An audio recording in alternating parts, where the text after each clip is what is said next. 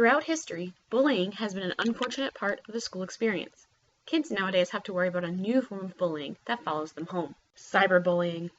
What exactly is cyberbullying? Cyberbullying is the use of electronic communication to bully a person, typically by sending messages of an intimidating or threatening nature. The most common ways to send such messages would be through text message, email, and social media sites such as Tumblr, Twitter, and Facebook. Because cyberbullying is such a prevalent problem facing our nation's schools, the question is, do schools have the authority to punish cyberbullies within the school setting? There are two main arguments. No, schools cannot punish cyberbullies because the act did not take place on school grounds, and yes, schools have the authority to punish cyberbullies because it caused a disturbance in the school setting.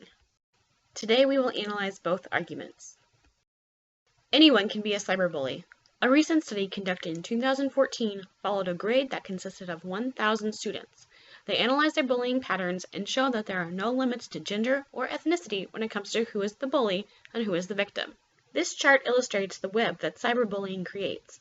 The dashed lines represent student B bullying student A at school. The solid lines represent student B cyberbullying student A, and the bolded lines represent both forms of bullying.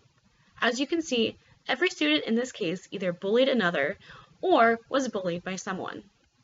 Offenders often do not think of the ramifications of their actions. This public service announcement made by the Federal Bureau of Investigation perfectly illustrates the mindset of a cyberbully. Come on, let's go. Just a minute, I gotta finish this. Wait, you're gonna post those pictures of Mary? Yep. She thinks she's so hot. But her mom and dad will see them. Her grandmother, her little sister, everyone she knows, it's gonna kill her. Who cares? Just a couple of pictures. It's no big deal. No big deal? Don't. This has gotta stop.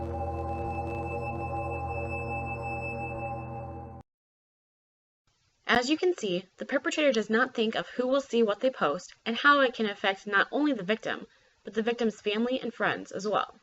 Facebook is a social media site that is at the center of numerous cyberbullying attacks. They have set up an informational webpage within their site that tells kids, parents, and teachers how to handle bullying situations. Facebook has partnered with Yale and other institutions to help combat the spread of cyberbullying. This image shows the specific ways you can deal with a bully through your personal Facebook account by reporting their actions, managing what people are allowed to view on your page, and even removing them from your friends so they can no longer contact you. Schools now have to address cyberbullying in their codes of conduct because it happens all too often.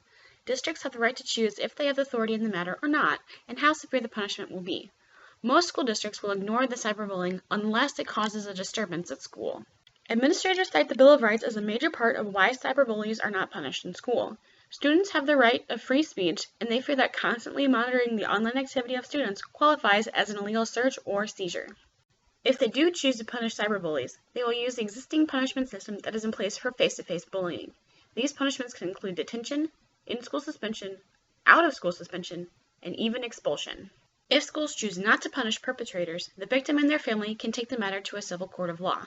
Punishments given out by a judge can range from fines, community service, and in severe cases, jail time. Bullies will have this on their permanent record, and it will be hard to find a good job in the future. No matter what side of the argument you stand on, every situation must be judged on a case-by-case basis. Students should not have to suffer later in life for a simple mistake made in their adolescence. People argue that in or out-of-school suspension and expulsion from school does not solve the problem. They would rather see bullies go to counseling in order to change their ways. More often than not, cyberbullies are victims of bullying themselves. Being suspended will not solve their issues, therefore bullying is highly likely to continue once the bully returns to school. Mandated counseling with the school counselor will help teach the bully how to process their emotions better and effective strategies to handle stress. Having school be the source of punishment and not the state will be the most beneficial for all parties involved, especially the bully. They will not have a court case on their permanent record, and they will have the necessary tools to handle their emotions towards their other students appropriately. So yes, schools should punish cyberbullies even though the incident did not happen on the school grounds. If there is disturbance in the school setting, it is appropriate for the school to get involved.